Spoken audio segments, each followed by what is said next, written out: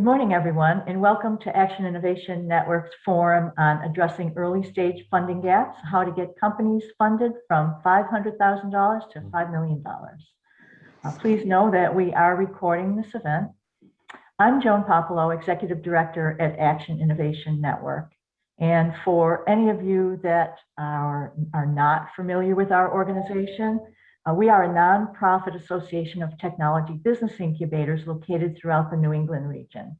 And our incubator members are supporting early stage companies with technology solutions in the life sciences, clean tech, advanced materials, ocean and maritime, robotics, and aerospace sectors. So a wide and broad area. So within our organization, we have had numerous conversations about funding access for startups and what, if any, advantages incubated startups have over non-incubated companies in attracting funding, and also conversations on engagement with angel investors. And so that really formed the basis of putting together this forum. And our board member, Cliff Emmons, has kindly organized this forum for us to continue the discussion with you. So I'd like to first say that for any questions that you might have during this discussion, please put them into the chat box and we will address them either as they come along during the conversation or at the end of the conversation. And our panelists will also be able to answer them if they pick them up as they're talking. So thank you very much. And with that, I'll let Cliff continue to kick off this program and introduce our panelists. Go ahead. Thanks, Joan. Thanks, Joan. Yes, it's great to be here, and it's great to be a part of Action. So before we get started, I'll just give a little background on myself as we are introducing, and then we'll move into the introduction of the panel. My background is engineering, mechanical and electrical. I worked in several industries before I landed in the medical device industry over 25 years ago. I worked for several companies, US Surgical, that was acquired by Tyco. Tyco acquired, spun out and became Covidien, and then Covidien was acquired by Medtronic in 2015. Somehow I managed to stay employed through all those changes and got to develop medical devices essentially all over the world. I lived in Singapore for 3 years where I stood up an R&D center in Shanghai. We went from 0 to 250 people. In 3 years, we launched over a dozen products. And within 5 years, we had triple-digit million-dollar sales. So I like to joke that I was an entrepreneur before it was fashionable. So my last responsibilities at Medtronic, I had over 250 people in engineering services and product development in Hyderabad, India. And I also had small R&D outposts that were connected with our physician training centers in Osong, South Korea, Sao Paulo, Brazil, and Istanbul, Turkey. So when I left Medtronic in 2017, I joked that the corporate handcuffs came off and I was able to delve into the startup community, the wonderful one that we have here in the greater Boston area, as well as in South Florida. And essentially, I wound up having my own consultancy that focuses on strategy and innovation for medical devices. I joined Boston Harbor Angels, which you'll hear more about today from Marcus.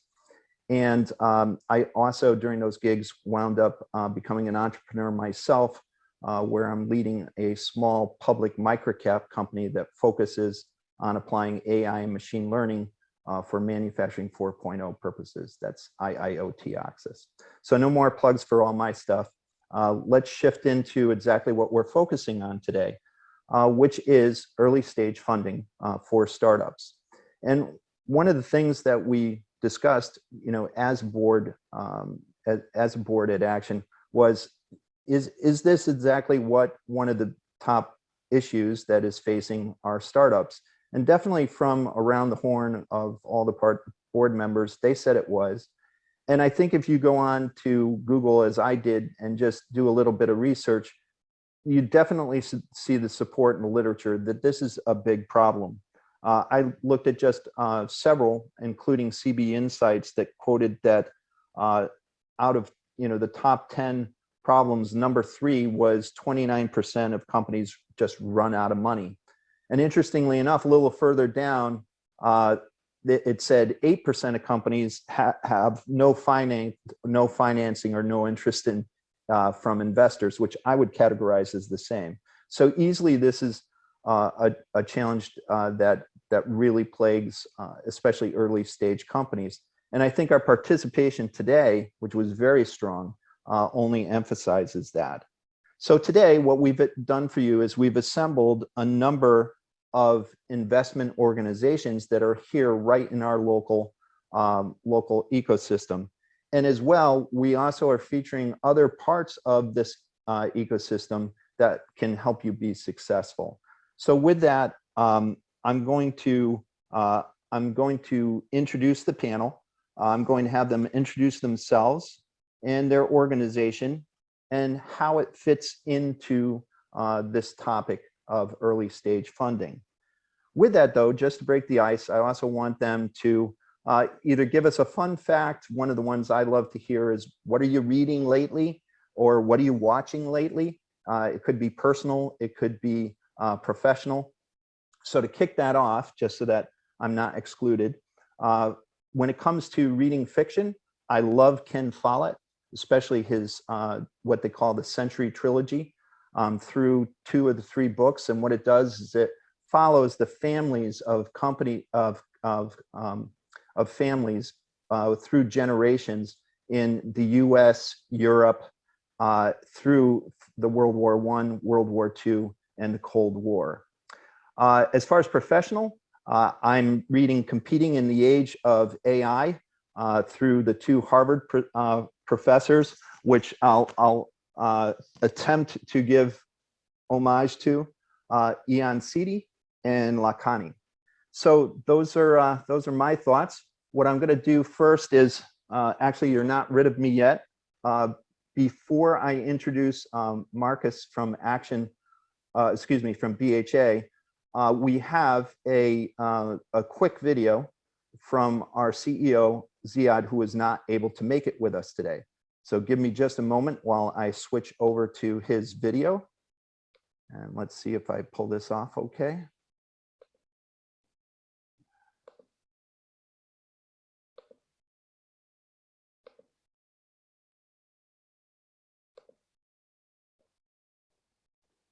Hello, this is Ziad from Boston Harbor Angels. I'm so sorry I couldn't join you for this event. Hello, Cliff. Hello, everyone. And my colleague, Marcos, the great Marcos, is going to take my spot and represent Boston Harbor Angels. And don't forget to ask him about his work with IPO analysis and reversing it all the way to the beginning of the fundraising process. Enjoy the event and hope to join you at another one. Thank you very much. So, so now that Ziad has introduced himself, Marcus, why don't you go ahead and introduce BHA, and I will call up your slides. Okay. Thank you very much, Cliff, Joan, and everyone. My name is Marcos. I was born and raised in Brazil. I run the deal flow process for Boston Harbor Angels, which is an angel investment group that was founded in 2004, 2005. We are a network of about 50 to 60 active members and investors in healthcare, real estate, and tech industries. We have a deal flow of about 1,000 companies per year. We will discuss more about that later on, how we filter that from the deal, from pre-screening all the way to an investment, and what happens after that. And we've done some couple successes before. Cliff, do you want to move to the next slide? Perfect. So we've done all the way through from Carbonite with David Friend, Smart Cells, which was acquired by Merck a decade ago. And we are also fundraising with very exciting entrepreneurs, Platelets, Future Fuel as well. We are investing in the community. We are industry and geography agnostic. So from Boston to LA, we've done deals in the past. And I'm super excited to be here today, and we'll be super happy to answer any questions. In terms of reading, Cliff, So I'm reading this book that's called Blood and Sand. This is a geopolitical issue that happens in the 1950s between Egypt, the Middle East, Britain, and the US. It almost triggered the Third World War. It's super interesting book. There is a lot of meetings and decisions that were made that were super interesting.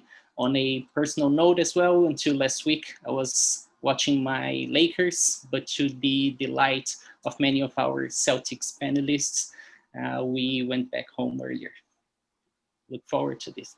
So today, thank you, Cliff. Thank you. Thank you, Marcus. So I'm going to stop sharing here. And Monica, would you please introduce yourself and tell us a little bit about Massachusetts Life Science Center? Great. Thanks, Cliff. Good morning, everyone, and thank you for having me and joining us today. My name is Monica. I am the manager on the industry strategy and investments team at the Mass Life Sciences Center. For those who may not be familiar with us, we are considered a quasi-public organization. So all of our funding comes from taxpayer dollars and the state legislature. We have been in operation for about 13 years now, and we'll be going back to our legislature in the next year or so to ask for what we call reauthorization. And that just allows us to continue the work that we're doing. The Life Sciences Center is very agnostic focused to the life sciences. Really, we describe it as having an impact on human health. So we play in the area of bioinformatics and digital health, also therapeutics, medical devices, et cetera. Our mandate is to focus on all stages of development, from education, such as providing internship stipends, equipment for learning at middle schools, high schools, and colleges, at core research facilities that you may have used before. We are also working in the ideation phase and supporting translational research at our institutions. And then also for companies working through prototyping, product development, and supporting the companies that are looking to scale, perhaps through our tax incentive program. So there's a lot of areas that we dabble in, but what our goals are for the center is to address the gaps in our ecosystem in Massachusetts in particular. And so the team that I sit on, we particularly focus on early stage company development. We have recently run a few programs in key areas such as women's health, also supporting women entrepreneurs, and then providing some grants to companies to get to a particular milestone so that investors who they may be speaking with find them more attractive. In the past, we have run a loan program for a number of years. We dabbled a little bit with convertible notes with the help of Mass Ventures, who you'll meet momentarily, Vineet Najawan. And then the most of our investments that we deploy are really in the form of grants. So as far as myself and what I'm reading, I am incredibly guilty of starting multiple books at once in different topics. So the ones that I'm reading right now is Before I Forget, which is really an incredible story about Alzheimer's and the challenges that comes along with it, but also acceptance. And on more of maybe a different side of things, I'm reading Venture Deals, which maybe is quite dry, but definitely has some merit, and it's some 300 pages that I just keep flipping through. Thank you.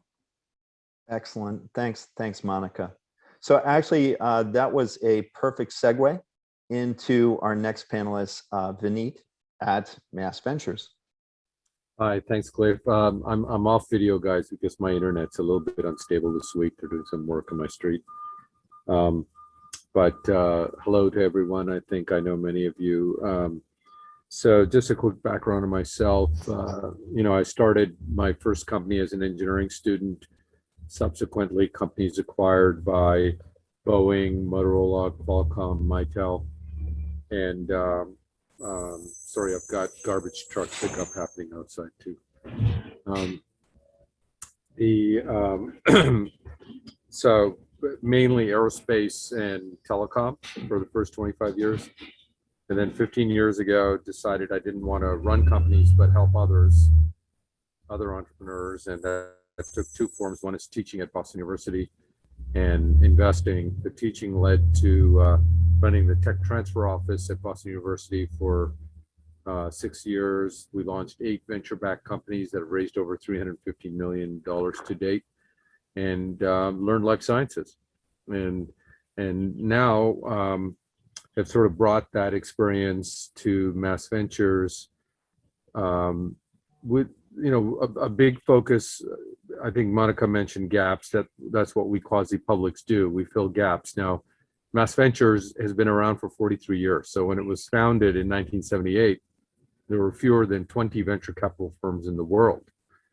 Of course, over that period of time, private capital has increased dramatically, but Mass Ventures has somehow stayed relevant by filling gaps. And it's an evergreen fund. So we don't actually go to the legislature to get money like Mass Life Sciences or others. We just take investments. Once they exit, we plow them back into investing in new companies. So for example, I was actually on the board of Mass Ventures 10 years ago, and we invested in Ginkgo Bioworks. We were in the first money in. So as you guys have all seen, Ginkgo is going public with a SPAC. That's going to release some money for us to continue to invest back. Our latest focus for filling gaps is deep tech investing. And deep tech, as defined by us, is anything that's sort of science-based and covers a lot of different areas, including life sciences, but also advanced materials, quantum computing, robotics, all the things that Massachusetts is very strong in. And in 2019, less than 0.5% of VC funding went to deep tech companies. So there's a huge scope of investing in that space. The only other fund that's sort of very focused on deep tech is the Engine. So I think the two of us are focused there. I think that should be it for now, Cliff. Sounds good, Vineet. Could you share with us what's your latest reads and what's floating your boat these days? I have been reading The Economist magazine for 40 years, so that's probably where I focus. I just read the book on Jennifer Doudna, and its name is escaping me, on CRISPR. Wow. Does anybody remember that? The name of the book? I think it was called The Code Breaker. Wow. Which is actually a phenomenal book. If one really wants to understand, just bio in general, it's written for the layperson. And my kids have been exhorting me to watch Breaking Bad, so I'm actually binging Breaking Bad right now too. Oh, you won't be disappointed there. But the Well, CRISPR again, book sounds good too. It's very apropos for this time because it's a very science-based thesis, right? So. It is fascinating. Yeah. Vineet, thank you very much. So our next panelist is Dylan at Mass CEC, Clean Energy Center. So Dylan, please take it away. Thanks, Cliff. Good morning, everyone. I'm Dylan Arnold. I'm a principal on the investments team at the Massachusetts Clean Energy Center, or Mass CEC. Great to be with you here today. Thank you to Action Joan and the team for putting on this fantastic event. About myself, on the investments team at Mass CEC, I work on sourcing and executing new investments in clean energy startups and managing many of our portfolio companies, of which we have more than 30 active portfolio companies today. Prior to joining Mass CEC in early 2020, I spent a number of years working in power and energy investing, both for strategic investor and large institutional and private equity investors, spanning investments in wind, solar, batteries, utilities, transmission, and traditional electricity generation. About Mass CEC, another quasi in the row here. So Mass CEC is a quasi-public economic development agency tasked with accelerating growth of the clean energy economy in Massachusetts, helping the state meet its climate and economic development goals. Base funding for it comes from a charge on electricity bills, actually, so it doesn't require sort of reauthorization every year. So we do have that stable funding. Seek to accomplish these goals through a wealth of activities, including incentives for clean energy, workforce development and training programs, funding for accelerators and incubators, and direct financing for early stage companies. That last piece is where myself and my team come in. We make early stage investments in clean energy startups and support them along their path of development and commercialization of those technologies, effectively the venture capital arm of MassCC. I also have colleagues on another team separately who manage several grant programs that also provide direct funding to startups or clean energy startups. Since 2014, we've been the most active clean tech investor in Massachusetts in terms of transaction volume, done over 30 new investments since that time, nearly 100 rounds of financing. As I said, we have more than 30 active companies today, and we have board roles at about a dozen of those. We're patient capital. We take a long-term view focused on early stage investments where again, in the theme of quasis, really trying to fill large funding gaps here where we can have an impact. So particularly with a sort of an early stage seed investments program where we can provide funding for pre-seed and seed stage companies to larger investments that go north of $500,000. And then we'll also run sort of other programs where merited.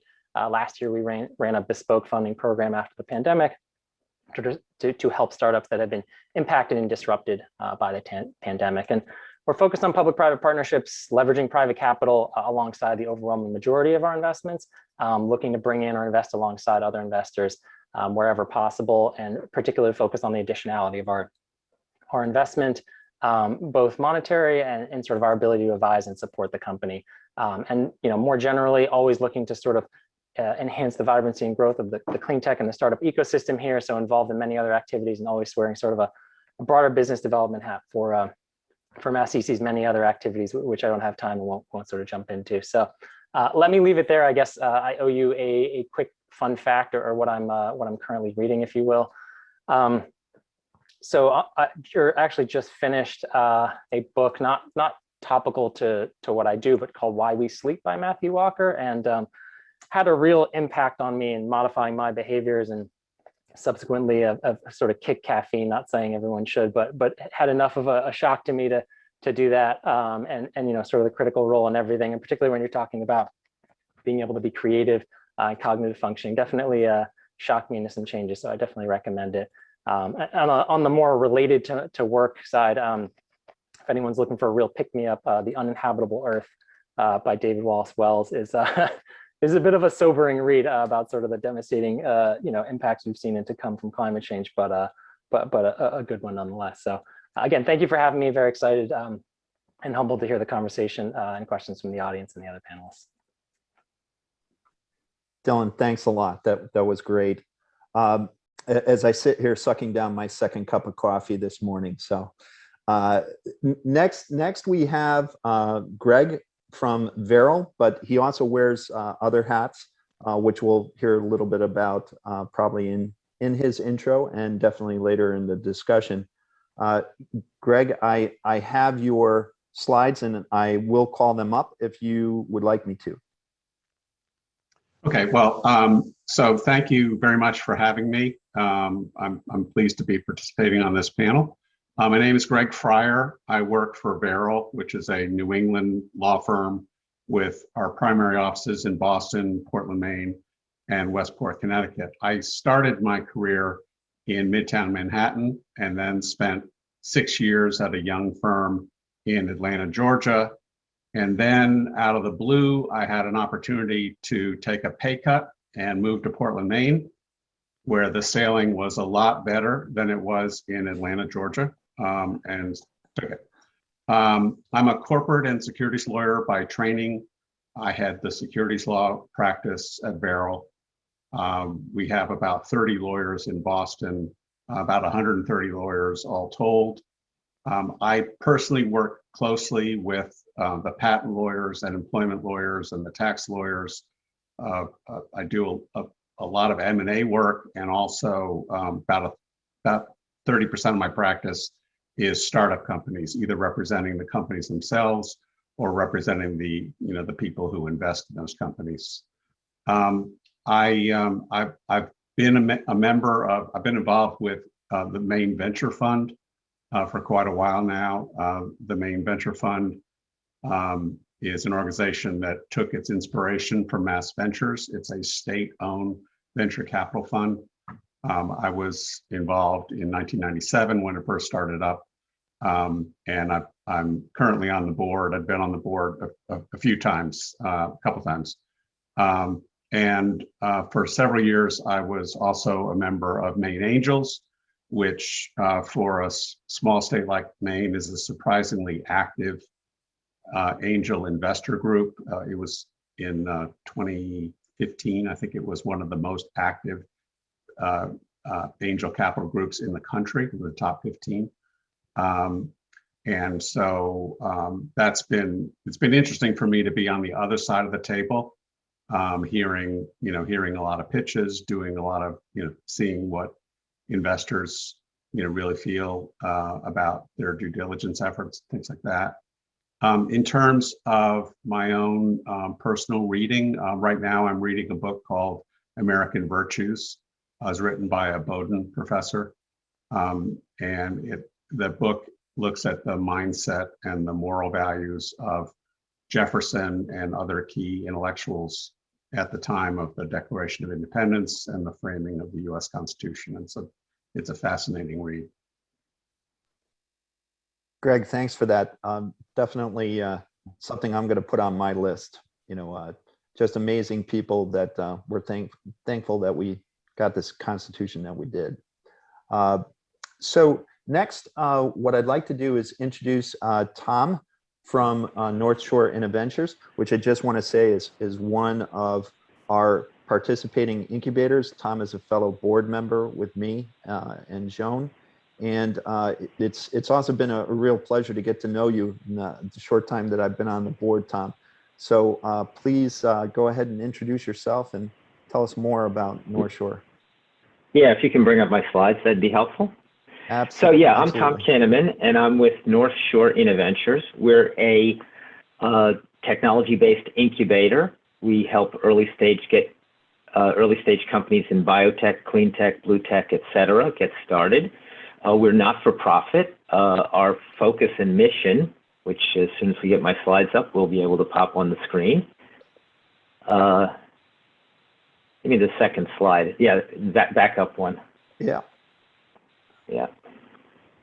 Yeah, our mission is really to, not so much to, we enable people to get their technology out there, but what we're trying to do is convert good technology ideas into businesses. Our theory basically is that technology only has an impact in the world if it can be scaled, and it can only be scaled if it's investable. So you got to turn it into a business. So that's really our focus, and we try and bring a lot of ways that we do that. Along the way, we've been in business for a little over 10 years. We've helped over 60 companies, created about 500 direct jobs, and then all the add-on jobs to service those people. Those companies have raised well over $600 million in funding. We've had 4 or 5 exits now. We've built a really deep and broad ecosystem to support those people. And one of the statistics we're most proud of is that we've got about an 80% survival rate compared to maybe 20% in people who aren't incubated. If I could get the next slide then, Cliff. So how do we do that? Basically, we're not just rent-a-bench. We provide access and support to the entrepreneurs. We have a wide variety of sponsors who provide free or reduced fee services, legal, accounting, IT, HR, admin, et cetera. But then a lot of what we do is providing cost-effective shared space and equipment. And here I have to shout out to both Mass CEC and Mass Life Science Center. These organizations have been long-term supporters of us. Mass Life Science has provided a lot of capital equipment. We have about $2 million worth of equipment and build out here. Mass CEC has supported us with operational support for many years. So we're able to provide offices, labs, conference facilities, a lot of high-tech equipment. And in particular, we take the load off of a lot of companies for operational stuff. We take care of keeping everything running so that they can focus on getting their milestones done. That's sort of the physical infrastructure, but the piece that's probably more important is the structured strategic support.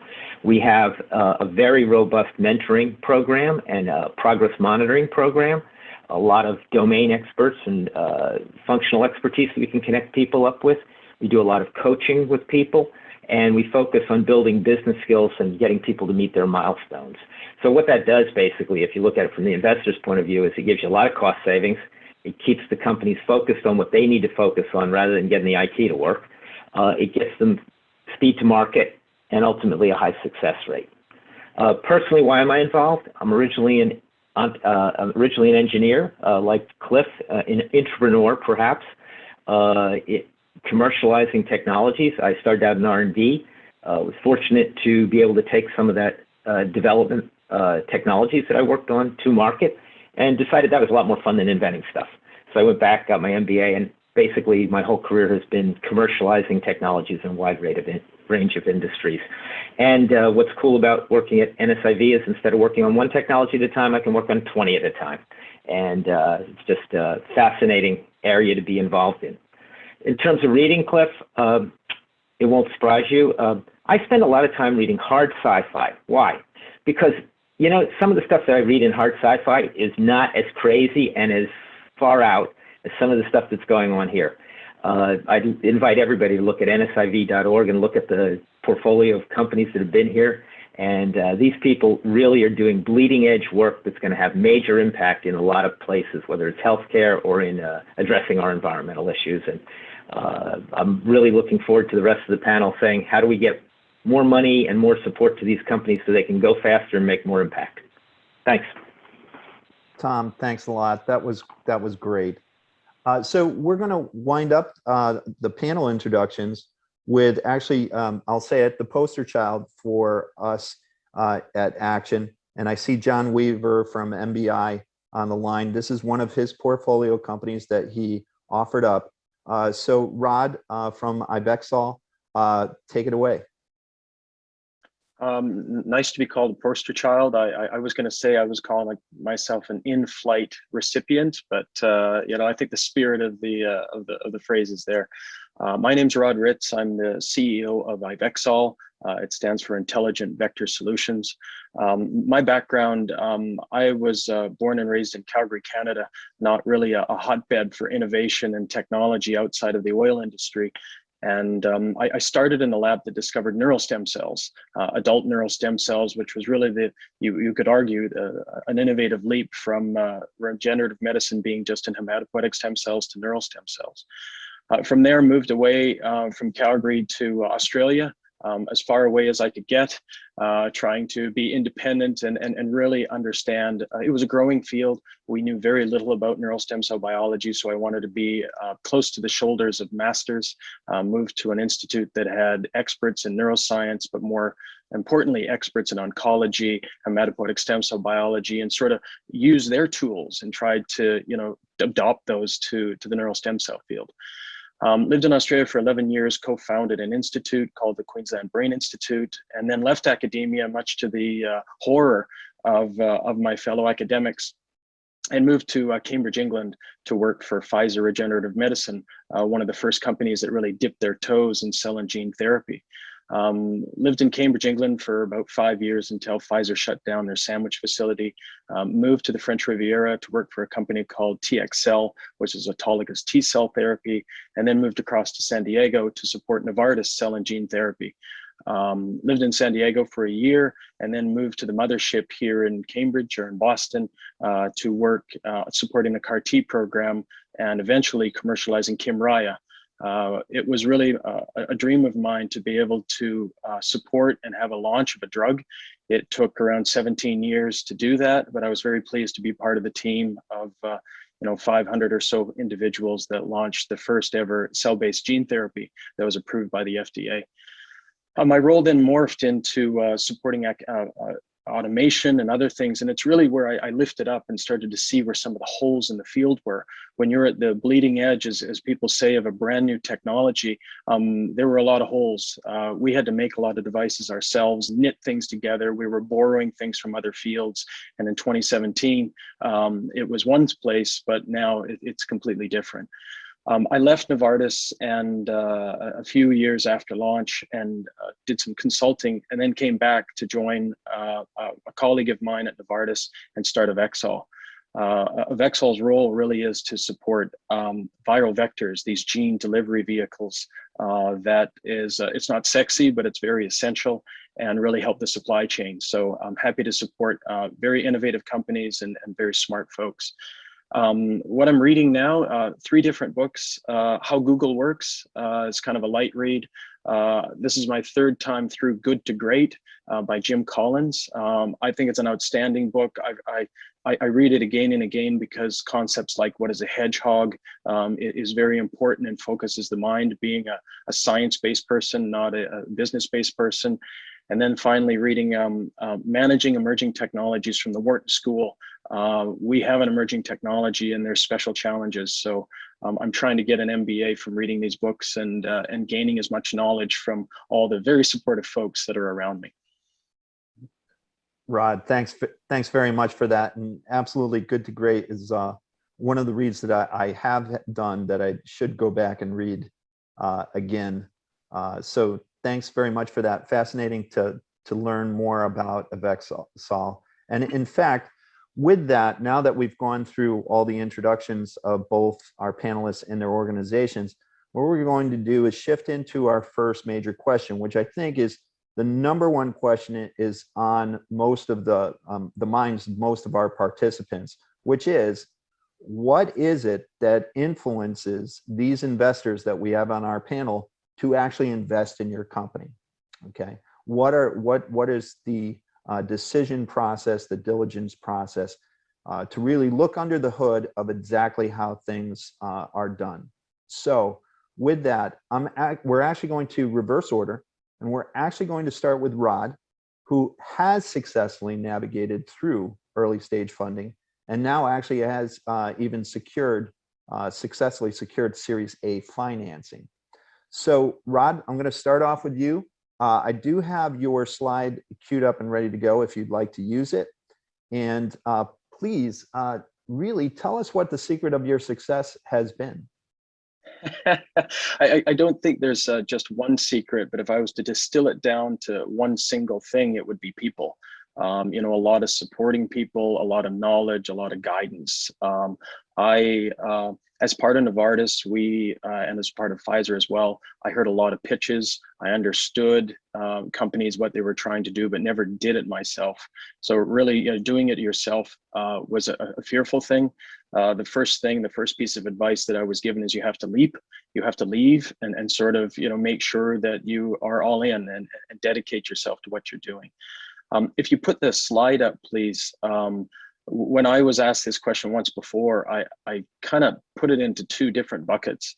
The first bucket is the top of the slide, which are the 4 topics on the left-hand side from a founder's and from an investor's point of view. So why don't I start with those? As a company or as a technology or as a thing, there has to be a high unmet need. Avexol was addressing that high unmet need, and those are lentiviral vectors, essential gene therapy vehicles for cell and gene therapies.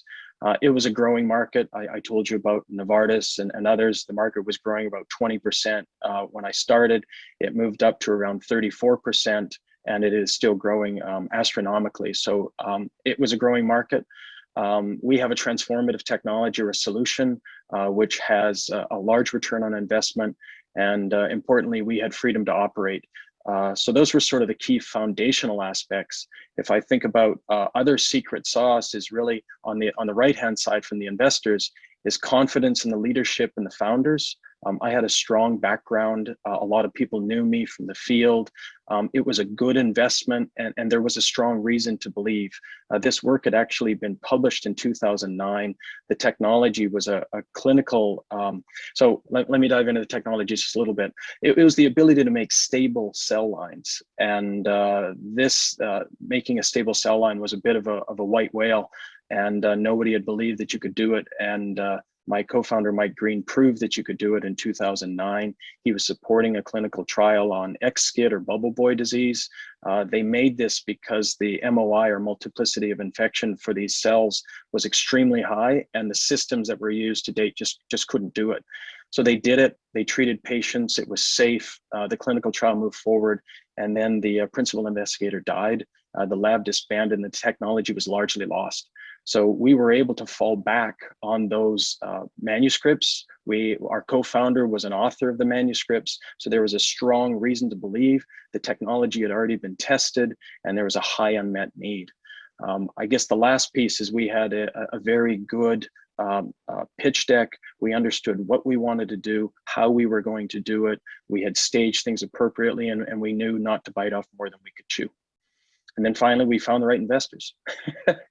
So that really moves to the key elements that contributed to our success. But I'll pause there because the top line of the slide is really Series A, and the bottom part of the slide, or is seed, I should say, and the bottom part of the slide is really more on Series A than anything else. I'll just pause on point number 8. The right money from the right source was something that was a little confounding to me until I understood a little bit more, and it really is a key differentiator for us. Excellent. I think that really helps us kind of lead off, as far as understanding somebody who's done it successfully. Now let's see if we can poke the actual investors themselves. Marcus, would you start for us from BHA standpoint? Kind of take us inside. Talk to us about what influences and how does the decision to invest, how does it go? Absolutely. But before that, I want to share a couple numbers that I think it would be good to set the stage and set our expectations for this conversation. And Cliff, if you don't mind sharing the slides. Sure thing. Just a second. Pull it up again. I know how hard it is to be the MC of these meetings. No worries. I've got great content, so I'm not So worried if you about move it. to the next slide. Yes. So basically on a quarterly basis, the National Venture Capital Association, together with PitchBook, they gather all the data from all the way from early stage deals all the way to the later stage pre-IPO deals. And what they have found over the last decade or so is that the amount of money that came in the very early stage has improved significantly. If you look at 2011 or 2012, we can see some numbers around $2 billion, $2 to $4 billion per year. And I would say that half of which is pure angel investment, and the other half is early stage investors that are either coming from later stage investing earlier, or they have a investment thesis purely to be the first check. What we have seen over the last couple of years is that this number has exploded. Last year, we've seen the first year of above $10 billion dedicated to seed and early stage deals. But the difference here is primarily in the early stage VC firms, whereas the angel investors have pretty much maintained a very wealthy level of investment. On average, this is about $700 million in angel investment per quarter from in all geographies within the US.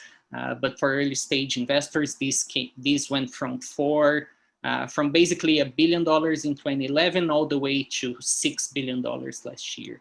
What we have seen post-COVID is just the sheer amount of competition for these really hot and exciting early stage deals. One way to look at this is how much money angel investors have invested. So basically from the 700 million per quarter, over the last 2 quarters, angel investors have poured in $1 billion per quarter. So we've seen this trend that people are just investing more and more in the best companies that they are founding across the United States. The other significant trend in the market, and this is a function of our Zoom calls, is what they are calling the video conferencing investing. So Minneapolis, for instance, they saw this last quarter as much early stage investment that they ever seen combined. It was just in 3 months. And this is because talent doesn't have a location or a background or a staple of excellence. You can have knowledge and good entrepreneurs anywhere. Whereas in Silicon Valley and the Bay Area more specifically, they had the lowest percentage. It was about 15%. They're still the largest market, but they are decreasing in importance. From that, what I want to say, Cliff, if you can go to the last slide, I think it's slide number 5 or 6. So where we as Boston Harbor Angels sit within this market. So we try to find what we call the BHA founder. And we have a couple categories. So we call the 5 H's and 2 P's. Cliff will show very briefly the pretty slide that we have set in here. But those are just some of the categories. I'll probably say that if you listen to Rod in his 5 to 10 minutes that we've came across so far, you know that Rod is a good example of a BHA founder. So he's humble. We know that he's speaking about his experience, but he's humble in the way that he's saying about that. At the same time, honest about saying what he has done and what he has not done. Obviously, hardworking person, being across the world, doing different stuff and always evolving himself. He needs to be hungry, this person. And when I say him, I'm just telling about Rod specifically, but we invest in women founders as well and immigrants. Hungry, the person will work night and day. During the pandemic, we've seen crazy entrepreneurs doing amazing things. It's being humble to see how much progress that they are doing. Less of the H's is having a sense of humor. You go to the ups and downs during the startup life, but we want to have fun throughout the process. I would say that the last 2 components of the BHA founder is prior success. This doesn't mean a $1 billion, $2, $3, $5 billion exit, but has the entrepreneur prior experience match his current and future progress. In the case of Rod, he has worked in big pharma, in gene therapy, and now he's working in gene therapy delivery. So we know that this is what we are calling prior success. He knows how to do that. He knows how to navigate. He has the networking to do that. And he is finally persistent to achieve his goals. So to sum up, this is the BHA founder. And from that, we go all the way through our process to understand, figure it out from the 100 companies that we see on a monthly basis. In our process, what are the 8 that represent to what we call our screening committee, which is basically 10 to 15 of our most active investors, Cliff included. And the screening committee will then select 4 of those entrepreneurs to present to what we call general investor meeting for a presentation to our larger audience. And from that, we go to a due diligence that is, I would say, pretty standard for the early stage deals. Marcus, thanks so much. That was very insightful. Monica, could you tell us a little bit about what influences Mass Life Sciences to invest? Sure. So similar to what Marcos and Rodney were saying, a lot of those things certainly hold true for our portfolio companies that we end up awarding. I tell folks that a lot of our programs are a moment in time. They're highly competitive, and where we might have it running and you may not be awarded, it doesn't mean that you shouldn't try again. So I'll just say that. But certainly the things that across all our programs that we're looking for are folks who are able to address that unmet need. We want to see, if you have a niche market and how you fit into it, how you differentiate yourself from others in the space who are competing. These are a lot of questions that investors ask too. The other things that we certainly look at are understanding the near-term milestones. For our grant programs, we want to know exactly what you plan to use the funding for. And we want to see that there's a clear path to that success. So if you're able to identify partners or service providers who can get you to that milestone, that is nice brownie points. Additionally, we are always looking at the team. For example, our Mass Next Gen program, we invite the finalists who might be awarded in that cohort to come in and pitch to our group.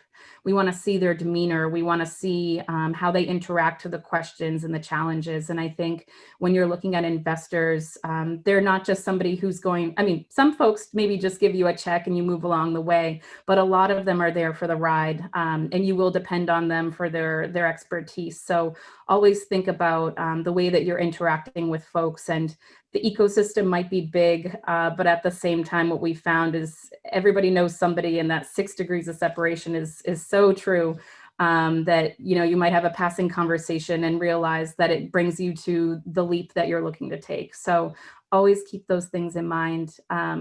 Aside from the things that I think entrepreneurs should focus on at the center, we really, you know, kind of take a hands back approach for our programs. So we rely heavily on the expertise of stakeholders in our ecosystem, whether they're CEOs of large or small companies, really looking at their backgrounds. We've certainly engaged researchers in academia for some of their current work that they're doing to weigh in on the proposals that we receive. And also looking to our incubator partners who are also working with early stage companies, for example. They certainly have great knowledge. And I think I saw Marianne on the call. We've certainly engaged her for her expertise in diagnostics with the recent COVID program that we ran. So we find, you know, the external expertise to weigh in. And I think the real value there is that, you know, they don't have any conflicts of interest. We ask them to go through that. So really they're objective. And from that, we're able to take their scores. They're answering a scorecard that is very explicit in the solicitation. So folks who are applying to our program should know exactly what points to hit and what they will be looked at for. And then following that, we always provide Q&A in most cases to entrepreneurs so that they have a chance to explain themselves or to provide a little more clarity.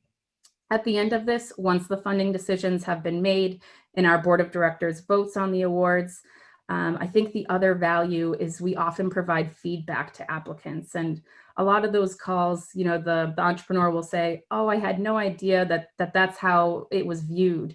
And it kind of gives them a little bit of a carrot to think about, you know, how am I being perceived, or how am I talking about my technology, and should I maybe describe it differently, or was this slide not clear? So I think there's a lot of value in going through our process, whether or not you are awarded. And I should probably jump in here to say that we were awarded by Monica and Vineet. We did receive seed funding from them. I didn't get a chance to go over our funding, and we found the experience very valuable. The feedback, the questions, the entire process for us was invaluable and very informative. And also it was a little bit of fun too. It was a nice demeanor there, not so serious, and you know, very much thankful for the funding that we got. Excellent. So a nice endorsement for you, Monica. And actually, I would imagine that that is also going to come up now with Vineet, because I would also like Vineet now to weigh in on what's important to Mass Ventures. Yeah, you know, what's important to Mass Ventures is the same as what everybody else has said, right? I mean, all investors are trying to do only one thing, you know, which is get a return on their investment. And so, you know, then it gets down to, well, with all the choices you have, you know, how do you pick, you know, an Ivexol, or, you know, or how do you pick a Ginkgo Bioworks, or Concerto Bio, or, you know, Kytopen, or, you know, all the recent deals we've done. So I spent most of my career being an entrepreneur, and I've raised quite a bit of money. I've also placed a lot of money now as an investor. What I'd like to, I might just sort of shift and get away from all the usual stuff, and talk about kind of the sentiment, right? And what I'd like to say is that raising money is a sales process, right? But it's a different kind of sales process than selling product, right, to customers. So the key in raising money is creating a sense of FOMO, right? Fear of missing out. Because investors have time on their hands, right? Entrepreneurs don't have time on their hands because, you know, you're burning money, you're probably not taking a salary. You know, entrepreneurs are in a rush and urgent. Investors are not in a rush, because the more time that goes by, the less risk we have, right? And so what an entrepreneur has to do is create this sense of fear of missing out. So create this momentum to get investors off the fence, right? And sort of get on the same timetable as the entrepreneur needs to be. Easier said than done. So I've met entrepreneurs who are very good at getting customers. I was one of those, right? Really good at sort of lining up customers and understanding that sales process. I've met other entrepreneurs who are brilliant at fundraising, who can really create FOMO, but are not so good at at customers. And I can name a bunch of those. And then there are some entrepreneurs who can do both, right? We mentioned David Friend at Carbon. He's one of those, right? Who can do both. And that's what I think all entrepreneurs should aspire to, is how do you sort of be really good at operating your company, but also creating this FOMO, to get investors to back you. Thanks, Vineet. That was great. And anytime you drop David Friend's name to BHA, our ears perk up. I wasn't around for carbonite days, but I'm definitely in for wasabi. So go wasabi. Well, I can tell you that David had sort of, I was at Key Ventures at that time, and he was ready to let us into the Series C, the only East Coast fund at that time. But Wow. I couldn't convince my partners. They thought the valuation was too high. Always interesting to see how things play out. Thank you, Vineet. That was great. Dylan, talk to us a little bit. What's on the mind of Mass CEC? Yeah, thanks, Cliff. So I'll share a few things, and a couple of them may be a bit unique to sort of the lens that we look at things through. We do try to be very transparent with our decisions and process to the extent possible, and some of our criteria is sort of a little bit tricky to navigate some of our website to find it, but in a solicitation sort of laying out how we would approach it, similar to what Monica mentioned. Just a note on timing, we typically guide companies that it'll take 3 to 6 months from first engagement to actually closing an investment. It can take less time, but this is our experience, and we need time to work through our diligence process. And when it comes to like our existing portfolio companies, we usually tell them to expect it'll take twice as long to raise capital as they expect, and to plan accordingly. And part of that is also we have different approval levels depending on the dollar amounts that we're putting out the door. And so we are unique in some respects, but all investors or funders have their own sort of processes that can certainly extend that timeline. So certainly I think it's prudent to very much buffer that. Everything's on a rolling basis. We don't have sort of solicitation cycles for the investment side. And then when we're screening, assessing company, a few things we look at in terms of criteria. I mean, unique to us is eligibility. You have to be Massachusetts based, but you also have to be a clean energy company. So that sort of is our sort of initial lens that, limits that universe, if you will. And then we'll dig into, what the merits of it are, and particularly the greenhouse gas mitigation story and the impact there. And that is a bit unique. We're an impact driven investor, and I can talk about some of the financial aspects, but that does drive a lot of our focus initially. How much could it mitigate? Does this help us get to net zero? And then we'll go into the technical merits and commercialization and sort of think about some of the things that were already addressed. Is it really innovative? Expected to work?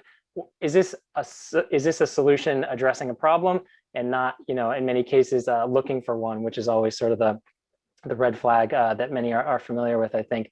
And, Rod laid out the unmet need and, the scalability challenges.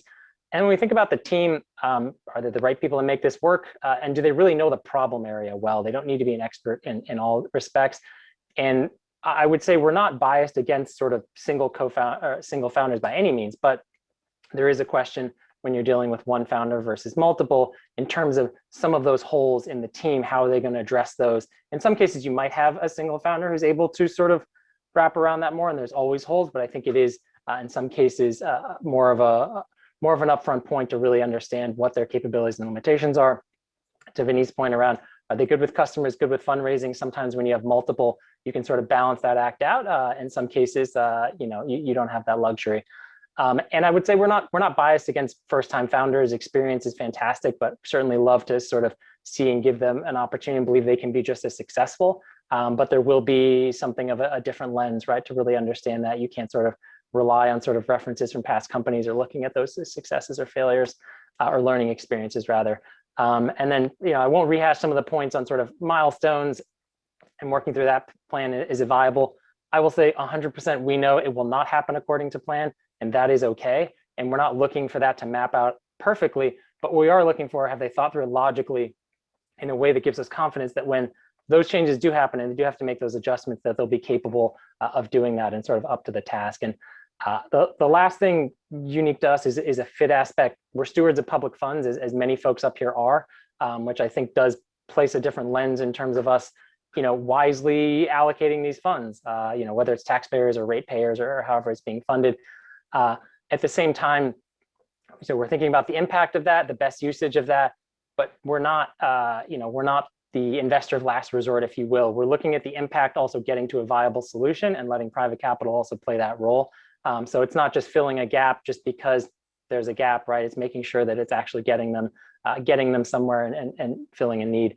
We do consider financial return. I will say that we do have more flexibility around it. It may not be our sole criteria, but that's part of our sustainable sort of funding mechanism in addition to the dollars we get. And the last thing I'll end on, and I think Vinita alluded to in terms of selling this, is like, am I excited and motivated by hearing from the founder? Like, if they can get me excited and motivated, I can in turn get my investment committee to do that.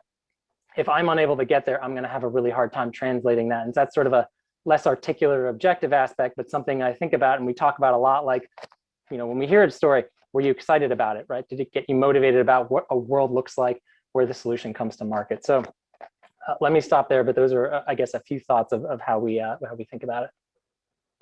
Thank you, Dylan. I loved how you definitely added a few other things for the entrepreneurs to consider, as far as, making an influence. I also want to say that one of the things that I thought when we first talked is, while your particular fund is focused on clean energy, I think it brings up a great theme that all entrepreneurs should consider, which is there a particular impact fund that might be right for their industry, even if it's not clean energy? Many times now we see impact investors, many times around family offices, sometimes about particular disease states, that they focus on.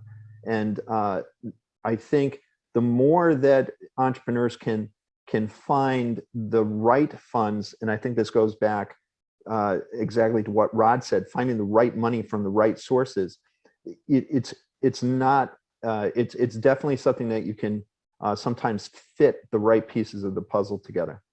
So now I want to have Greg jump in, especially since you are an enabler through Veril and you see so much of the process. Definitely want to get your thoughts on what you've seen, influence investors. And especially, from your point of view of also being associated with Main Ventures and Main Angels. So please go ahead. Okay, sure. So I'm going to focus on sort of the pure angel investors, whether they are individuals or whether they're part of an angel group. Actually, Cliff, can you throw up that first slide of mine?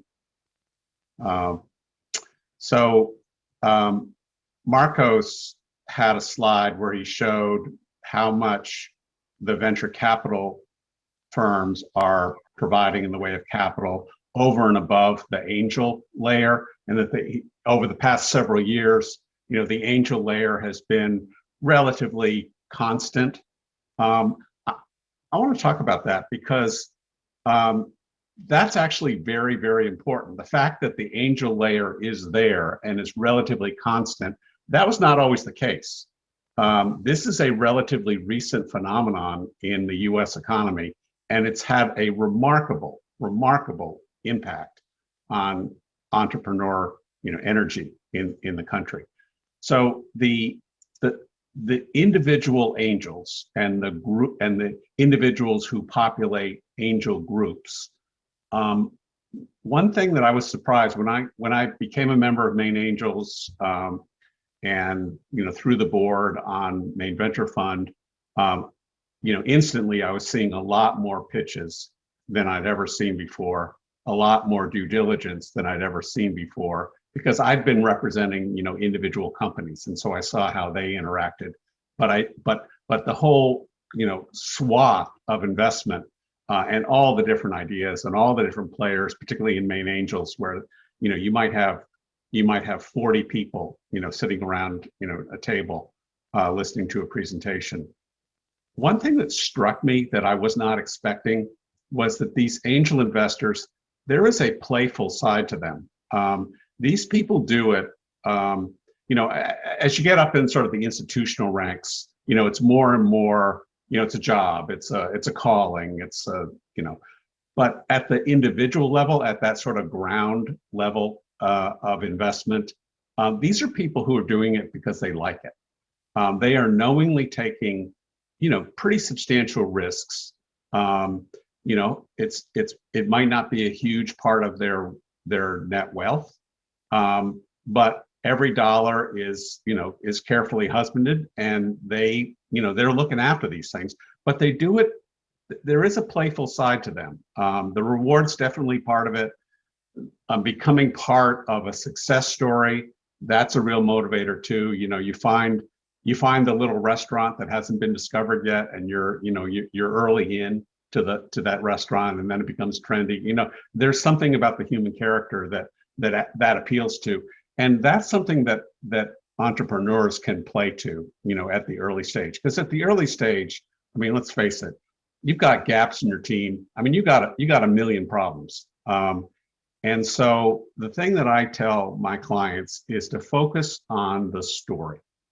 The ability to tell a story to a room full of individual angels is really important to their success in being able to raise capital. And because people have to get excited about it, they also have to trust you. At the angel level, and this is true, all the way up, through the the larger angel groups, and then the venture capitalists and the other institutional investors. Trust. If you don't have trust of your investors or your prospective investors, you're done. That's it. So it's important to figure out who you really are, what your strengths are and what your weaknesses are, and to be candid about those, and to have a plan for dealing with the weaknesses. There is a difference between being super optimistic and being a bullshit artist. And angels have, a very finely tuned radar, looking for BS. It's important, as you get into the due diligence process, and then after these people become your investors, once you own them and they own you, frequent communication is absolutely critical, because you are building that trust relationship. There will be bumps in the road, as people have said. Marcos mentioned a sense of humor. That, you're going to have to call on that, because this is not a straight line. This is a human activity with ups and downs, and highs and really low lows, and you got to get through it all. And you got to communicate frequently for your investors, but not over communicate. You got to be concise. You got to know what they need, and then you got to satisfy that need. You got to settle on key metrics, and those metrics are going to change as the company evolves. You just have to be attuned to that, because from the beginning to the end, you're telling a story, and the story of your company is changing. Every quarter the story is changing, but the consistent threads, you need to find those, and you need to be able to tell those. And so that surprised me about being on the opposite side of the table, and that I think was a good thing to know about angel investing. Thanks very much for that, Greg. Very helpful. And I would absolutely agree that if there's one thing I love being part of Boston Harbor Angel is the camaraderie, the playfulness. There's just this general feeling that we want to do well by doing good. We're going to go through just a little segue here. And before I do that segue, I'm just going to put in my thoughts about what influences investors. And this is a hard lesson I learned when I started trying to raise money from public funds or from for a public company versus a private company in IIoT Axis. One of my advisors told me this bit of advice that I will never forget. And he said, Cliff, investors are not looking for one more reason to invest in you. It's not like yes, they may have their checklists as far as what needs to be checked, but it's not that one more thing that you are going to tell them that's going to make them invest in you. Remember that they are looking for just one, only one reason not to invest in you. So you must always listen carefully to both the very direct and the subtle objections that investors have about your story that is making them hesitant, because it only takes one objection not fulfilled that will prevent them from investing in you.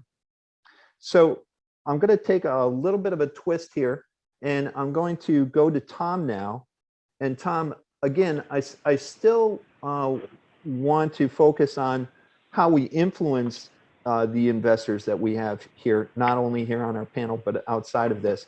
But talk to me about how your mission as an incubator helps your portfolio companies in being successful, in doing all the things that, the great advice that was just given to us. Thank you. Yeah, first let me just echo many of the things that have been said here, because a lot of what we're doing, as I said earlier, is coaching people how to tell their story, how to pick an investor, how to do it at the right time. Half the time when we're helping people get investment, we tell them you're not ready yet. We often say you get one swing of the bat. As you hear from Boston Harbor Angels, they look at 1,000 and they winnow it down to 8. A lot of it is, I can take this one off the pile. I can take this one off the pile. I can take this one off the pile. So you really do have to have your act together. And what does that mean? Basically what everyone said. You have to have a real market. You have to talk to real customers who actually are telling you what they want, not what you think they want, what they want. And that's the hardest one for a lot of technology entrepreneurs. They're brilliant people. They think they know the answer, but that isn't necessarily what the customer wants. The second one is you've got to have a very clear and compelling value proposition for the customer that's going to get them off the fence, and the investor has to see that you've seen that and demonstrated that. And then you have to have a clear and compelling investment proposition. A lot of people think, well, the world's going to come to our door and we just need a little bit of money and it'll all, people will be fine. That's not going to work. You've got to have a plan. You have to demonstrate that you're able to set realistic goals and achieve them. So that's, what most investors are looking for and what I heard from all of the panel here. So a lot of what we do is certainly make them more investable by cutting their costs, shared facilities and things like that, getting sponsors who want to engage with these companies early so that they can grow with them and give them good deals so that they can get their IP sorted out, so that they can build their team, so that they can demonstrate their technology, et cetera. That all is very helpful. But I think the biggest thing we do is getting them to understand, how do you engage a customer? How do you engage an investor? How do you build a team to do those things? Excellent. Thanks, Tom. So we're at a point now where I just want to say that we are more than ready to start to take any questions from the audience that they have. We're doing quite well on time. I just wanted to make sure that everybody has the opportunity, if they have a question, to go right ahead and put it into the chat box. So I'd like to go to Vineet now. Vineet, you actually did make a comment in the chat box. I'd love for you just to emphasize to the group. And then right from there, could you also, at this point, we're really talking now, how does the whole ecosystem, including incubators and accelerators, which you definitely have experience with, how do they help the entrepreneurs in their path to success. So maybe wrap with your comment on angels and then flow into the what's your experience with accelerators and other parts of the ecosystem that are important to move forward. Yeah, I mean, my comment on the angel investing. So, I co-founded Learn Launch, which is a edtech accelerator with Gene Hammond. And Jean's probably one of the most prolific angel investors in town, if not the most. I mean, she's done, I forget how many, but 70 plus, and not including all the Learn Launch investments. And so I picked up some of that stuff just hanging out with her.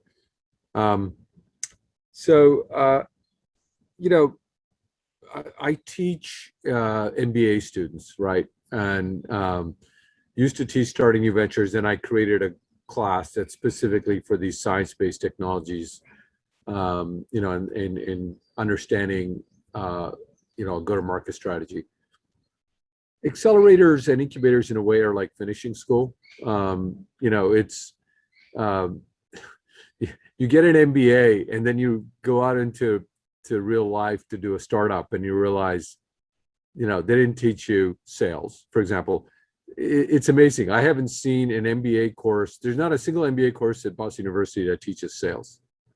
It's hard to believe, because sales is sort of the center of almost, anything you need in entrepreneurship. So I think accelerators, in a way, are finishing school. And, if you're a first-time entrepreneur, you're not 100% clear about your go-to-market strategy, then going into an accelerator makes a ton of sense.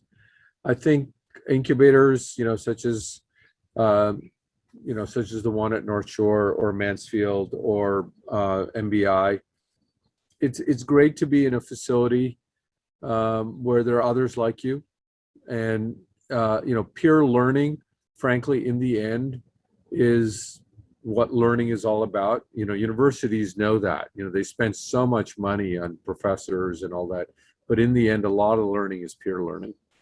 You learn from the students, learn from each other, and so it's the same for entrepreneurs. They can learn from each other, and then where we quasi-public kind of state agencies fit in is we fill those gaps between kind of where you are and private capital.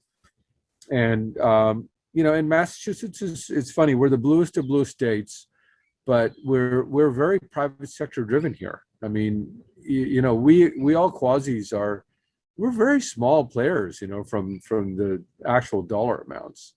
There's a massive amount of private capital in this town, but we play our own little role in filling gaps.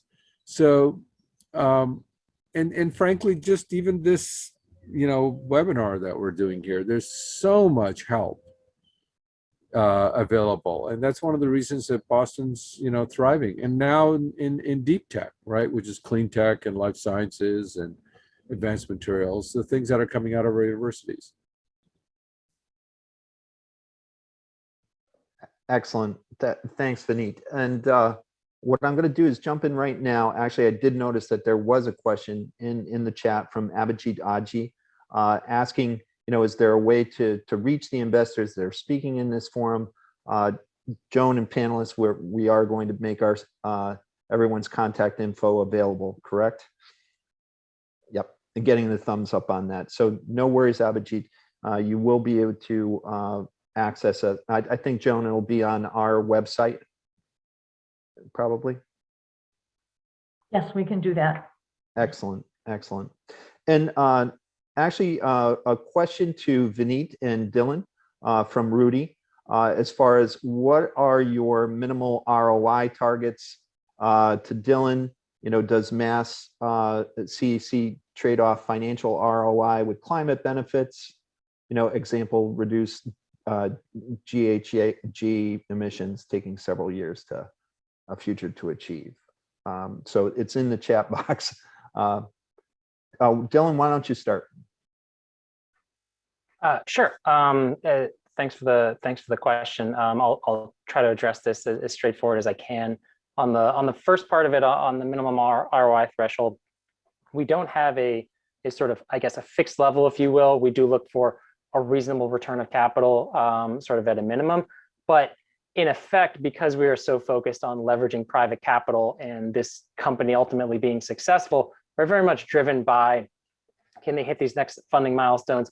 We need to be filling a gap to somewhere, and we expect private capital needs to come in and fill that. And we do have maybe a little flexibility in terms of how you would think about a traditional VC that might say, at a minimum, this needs to be a full home run for even it to be worth my attention.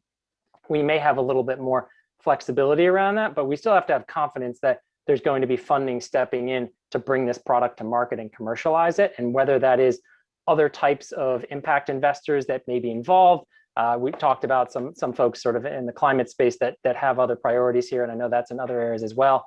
But it really does have to be able to make that, make that transition to market. So I hope that maybe, I know it's not a concrete answer to that, but I hope that gives you some sense. And then the climate trade-off dynamic, I wouldn't say it's a trade-off.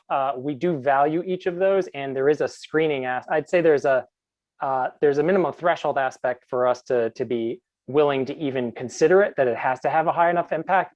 And then beyond that, once it's sort of hit that level there, it has enough of an impact, or there's a bit of a nuance, but that it's a critical enabling technology, even if it's not strictly the mitigation aspect. If it sort of hits that hurdle, we'll continue to value it, but it's not a trade-off that says, look, we'll take a lower return because it has this amount. It factors into our decision and who we think might fund it subsequently. And as the point was made, we aren't massive dollars in terms of investment. We fill those critical gaps, especially early, but we can't take a product, especially stuff in the hard tech space that's going to require tens of millions of dollars. We can't continue funding that. So we have to see that there's a real avenue to market there, and be able to get ourselves around that in our investment committee. So I hope that answered the question, but happy to sort of take any questions offline about that more if it's helpful. Thanks, Dylan. Thanks, Dylan. So also a note to the participants, there's some really great comments as well as questions coming up in the chat. I'm not going to read it out. I'm gonna let you read it, but I think just want to direct Trish Fleming's note about Tom's comments. Vineet, going back to you as far as what's your stance on min ROI targets for the question asked? Yeah, so there's this whole emergence of mission oriented investors and us quasi-public, like MassCC is a mission oriented investor, right? Their mission is to reduce climate change. Mass Venture is a little broader. I mean, we're mission oriented in that we want the Commonwealth to thrive, from an entrepreneurial point of view. So all mission-oriented investors, and by the way, that includes disease foundations who've come in, who also invest, and others. They lead with the mission, but in the end, they're all looking for venture type return on investment. So I don't think I've met a mission-oriented venture capitalist that will compromise on on a return on investment. So in that way, they behave just like any other venture capitalists.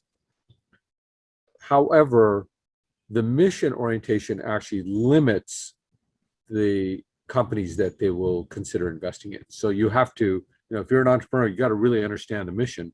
So, MassCC's mission, for example, is zero net, right? It's climate change. And if you don't fit that, don't waste your time applying to them.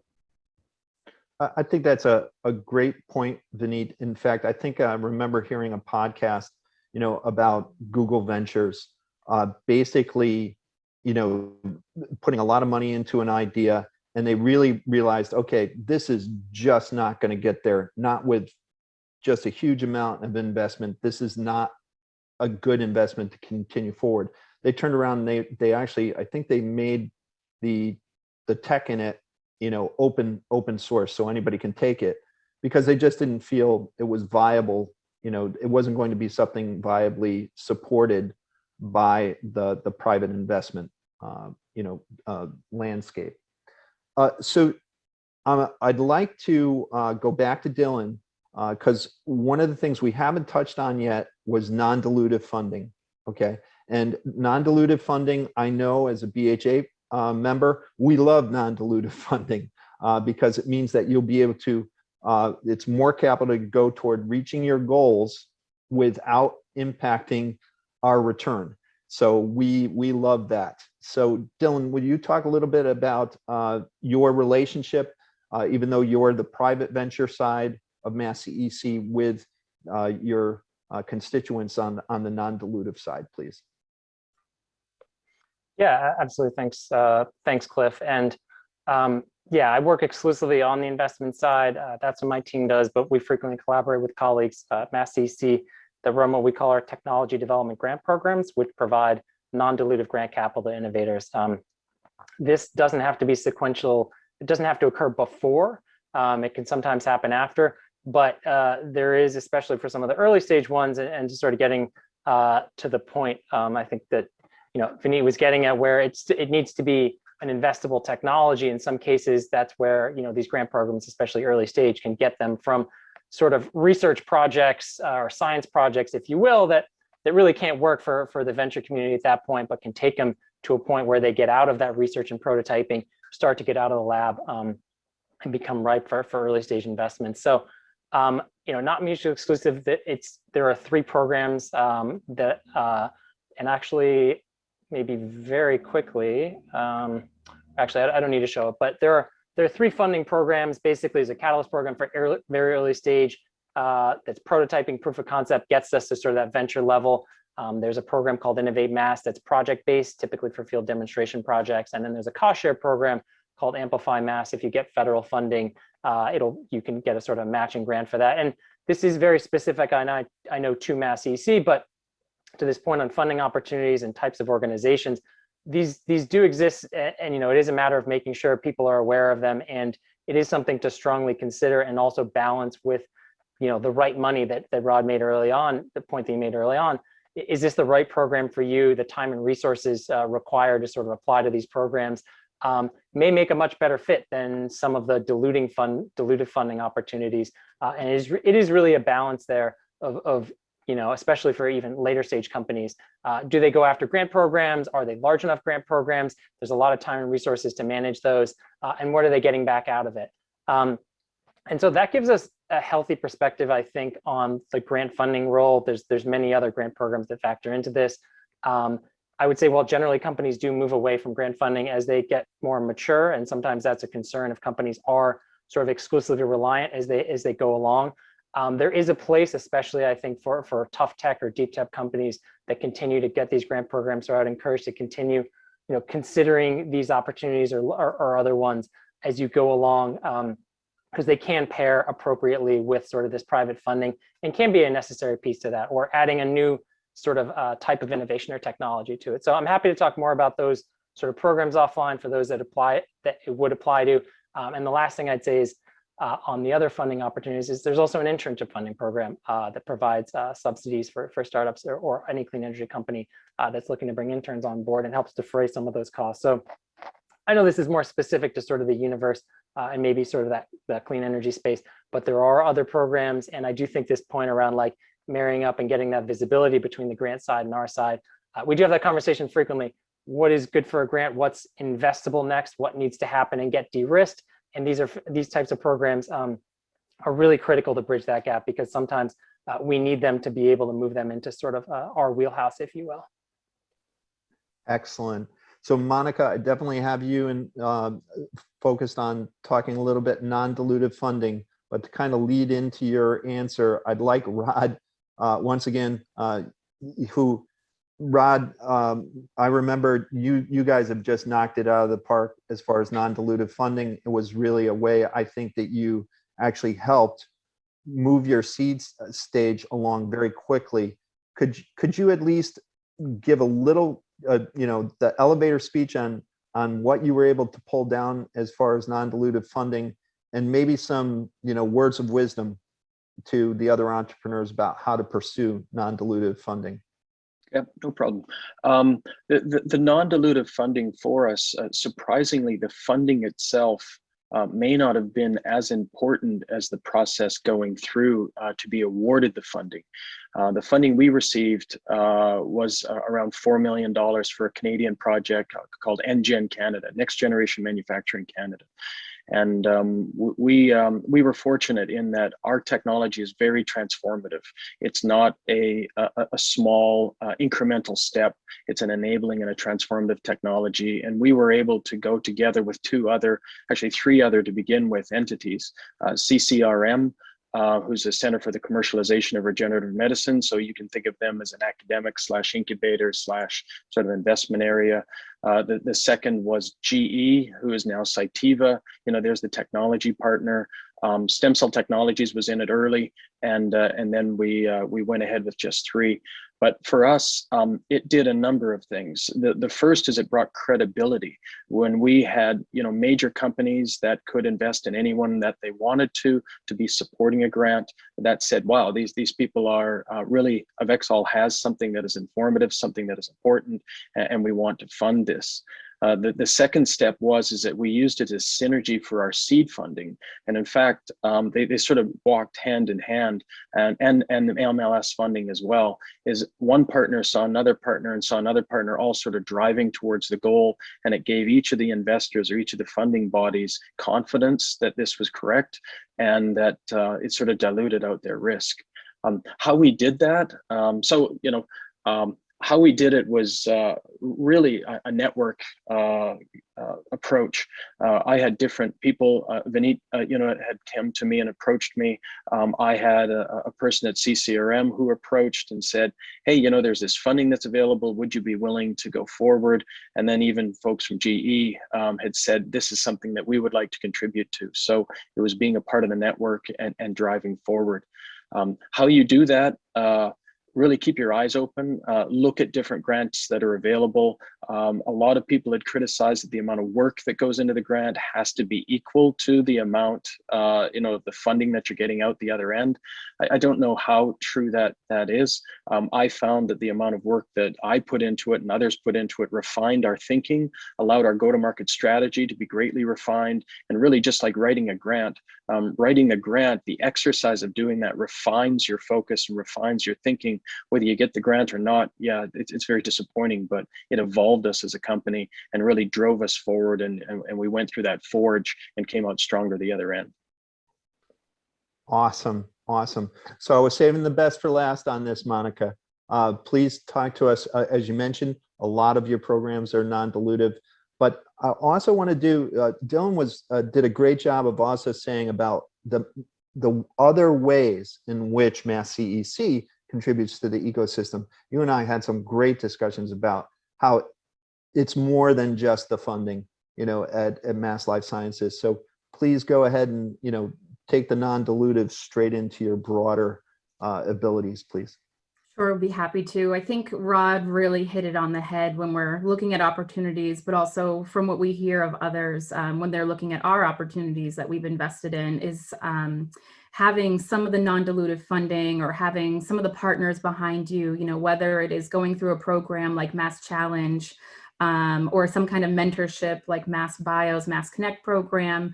It really does give credibility and provide some recognition that somebody else looked at this as a very viable opportunity at that time.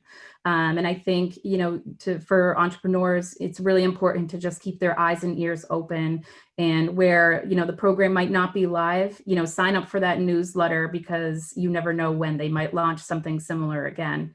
That's what I often tell folks who are looking for some of our existing programs that we may not run again. So I find that to be incredibly valuable. For us in our broader strategy, we are really looking to the ecosystem components, which is what kind of makes it a very robust environment.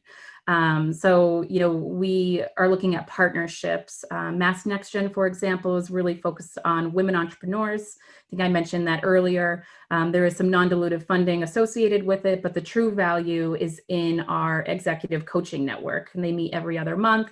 There's a curriculum established with it. but they're really seasoned entrepreneurs, experts in different spaces, who help kind of hone in on the business strategy and give them those connections that they need. So that is a public-private partnership that we're involved with. We've provided our dollars up front for those grants, but additionally, we're leveraging expertise from Takeda, J&J, King Street Properties, who have also provided funding, but also some of their folks, as well as other companies as well. So that's a very strong program. It really dispels the notion that there are no women-led companies. We've identified more than 100 in life sciences alone, so you can just imagine how many more there are across other markets. Other ways that we, work this into our broader strategy is by incentivizing groups to collaborate together. So a lot of our themed capital programs, which supports research and infrastructure and some of the equipment at these core facilities, are meant to really drive a project, a scientific project. And we require that the academic institution who gets the MLSC funding must identify an industry partner to hire or cover the salary of a postdoc. So there's a lot of components going on, but in the last 2 or 3 years that we have since switched the capital program to more of this thematic approach, we have probably funded more than 50 projects. So if you can think that there's an academic partner and at least one industry partner involved, that is a lot of collaboration happening.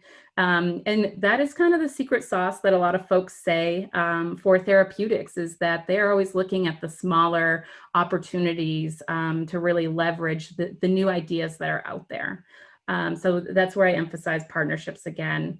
And lastly, the other partners that we look at are those folks that I mentioned before. So maybe our trade associations like MassMedic and MassBio, who have a particular industry focus of the life sciences, but deploy their own types of programs or have their own networks. We are always looking to them to source opportunities to us, but also from our channels as well. And so that also trickles down to the incubator groups that we have on the call as well. So there's a lot of different components, but I would consider MLSC to be more of a guiding force, and where we can provide value is really trying to find the linkages that are out there or help incentivize the spaces where we're needed. Excellent, excellent. Thank you, Monica. So I think we actually have a really good situation, which is we actually have more questions in the chat box that we can really get to, especially since at this point in the program, I was hoping that we would go through a wrap, a takeaway from each of the panelists, parting thoughts to the audience before we wrap up here. And since we're now with only about 23 minutes left, I'd like to shift into that. However, I would like to thank all the panelists because you have been trying to answer these questions in the chat box. Please continue to do so as we kind of go through what is going to have to be a pretty rapid, wrap up. So somewhere, around 2 to 3 minutes for each person to give a takeaway. And just a note to Marcus. Marcus, if you could answer Amin's question about the founder, undergraduate background, I thought it fit really well with your response to, hey, we love serial entrepreneurs, but that's not necessarily what we mean by solid experience, etc. So if you could take that, and then what we're going to do is we're going to lead off the wrap-ups with Greg, because one of the things that we promised we would talk about was crowdfunding today.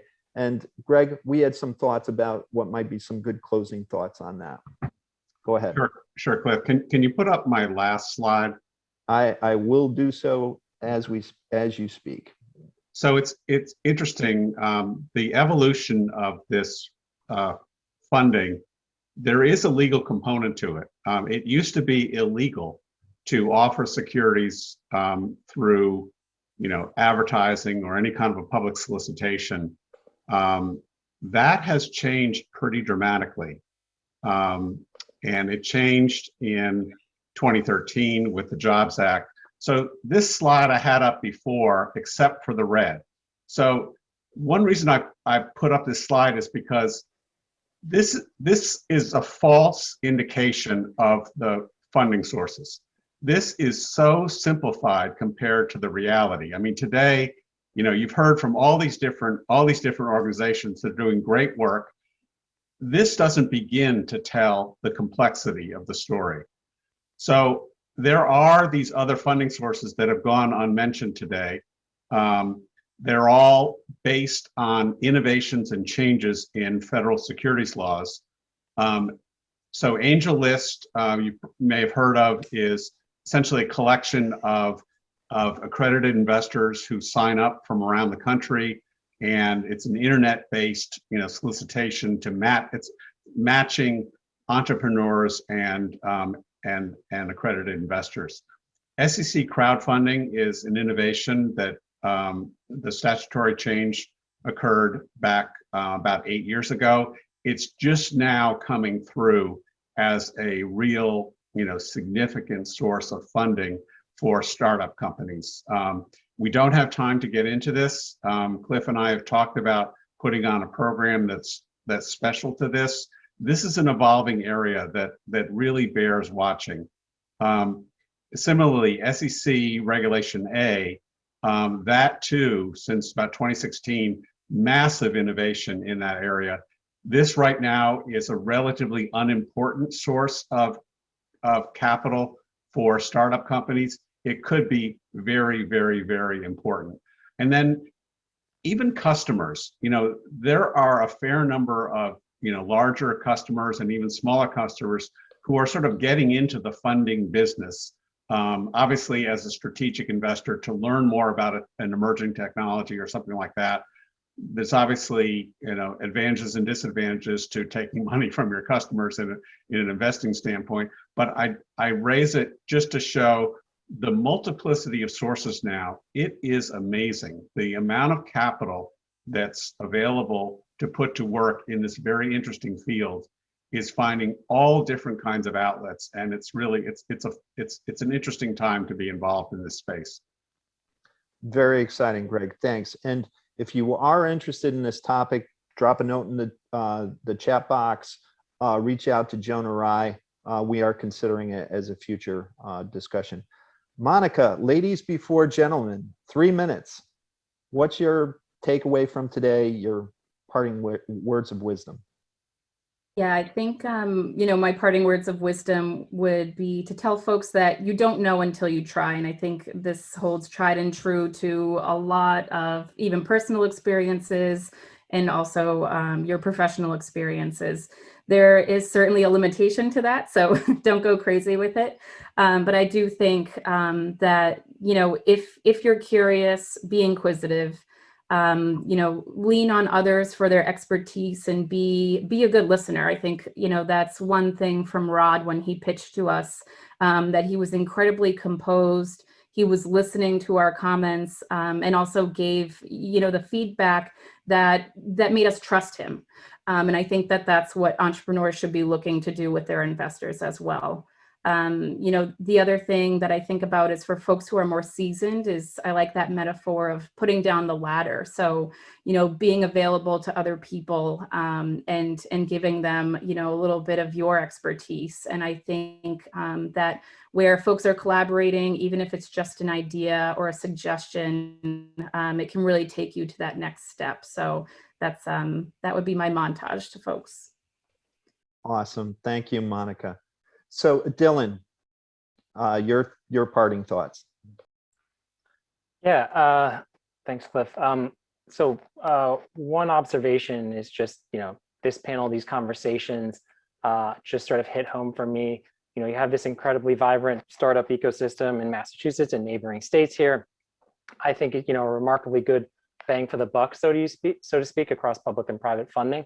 But you really can't isolate a single component of this ecosystem. The incubators, accelerators, the institutional action, I mean, public and private funding, you remove any single piece of this, I think, to the detriment to all the rest. And I think this conversation is really, you know, something I knew, but I think hit home more for me.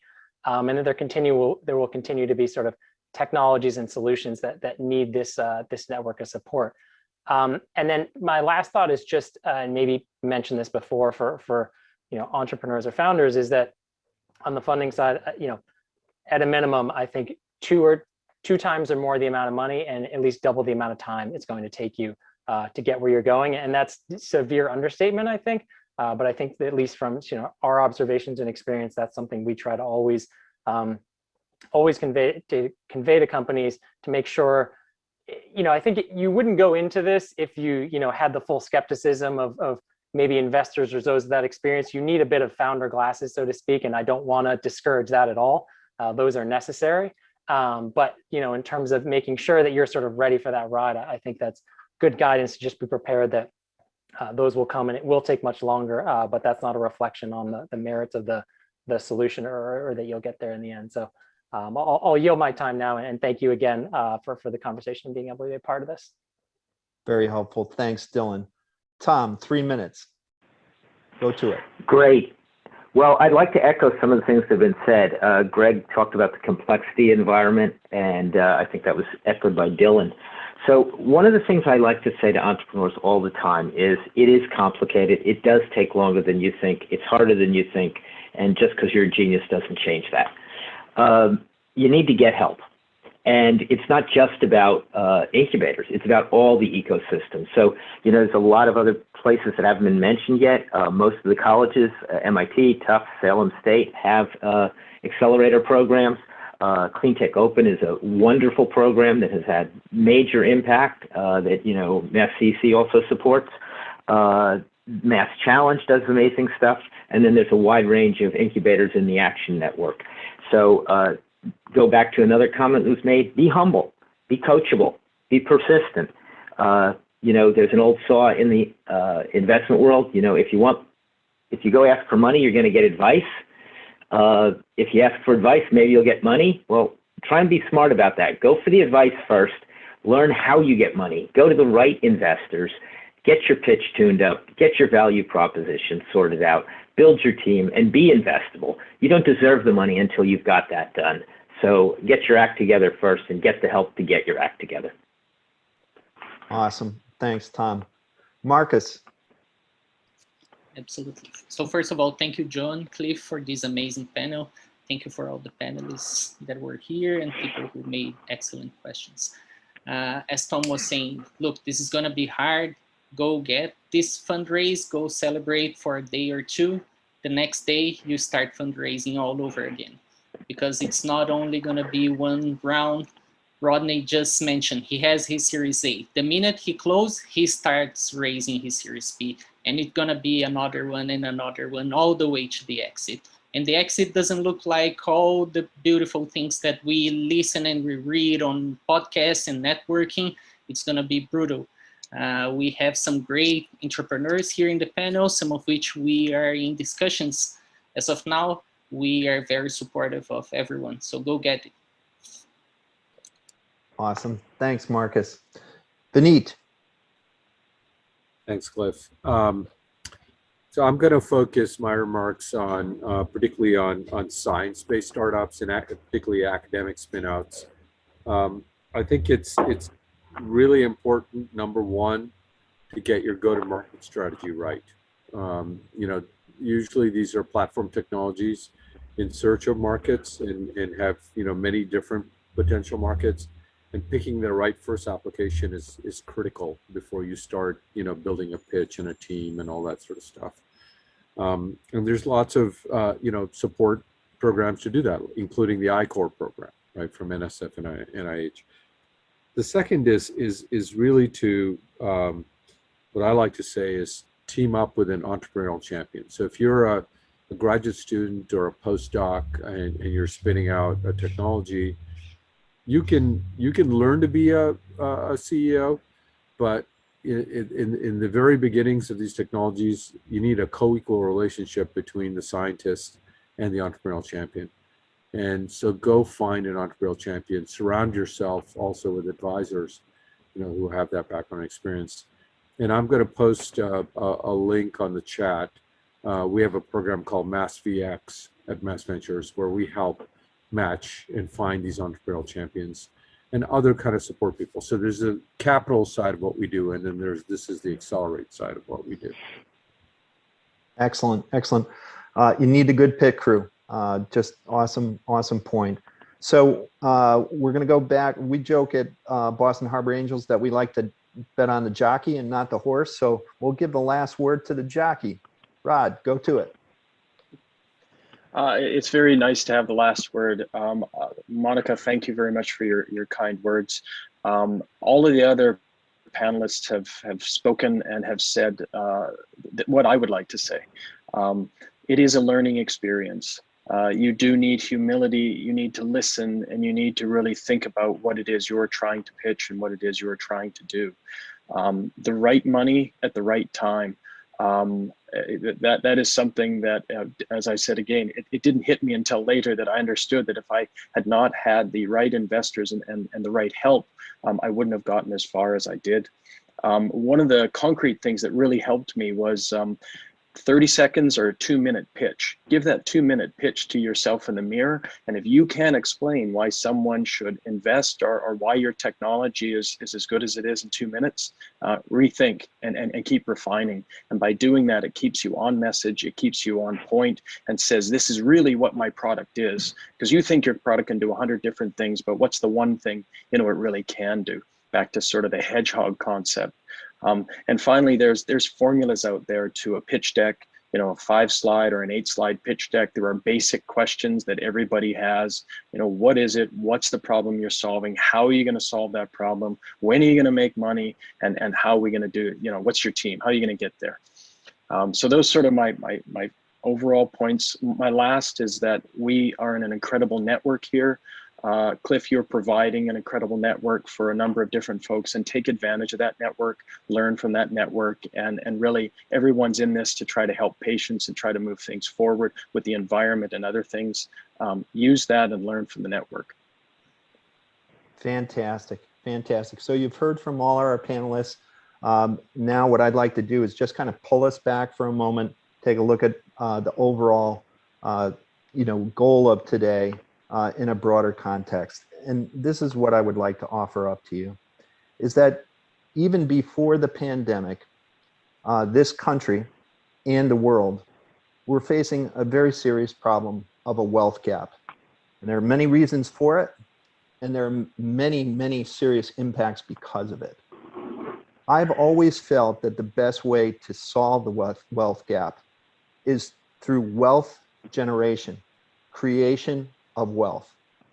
And this was something that was shared with me by one of my professors when I was going for my MBA for Geeks. And he basically said, Paul Bauer told us, never be ashamed of creating a company that generates wealth. Okay, because a good company is nothing but a cash machine. Put money into it till you get it started, and then it starts throwing cash. And you should not be ashamed of this. This is a good thing.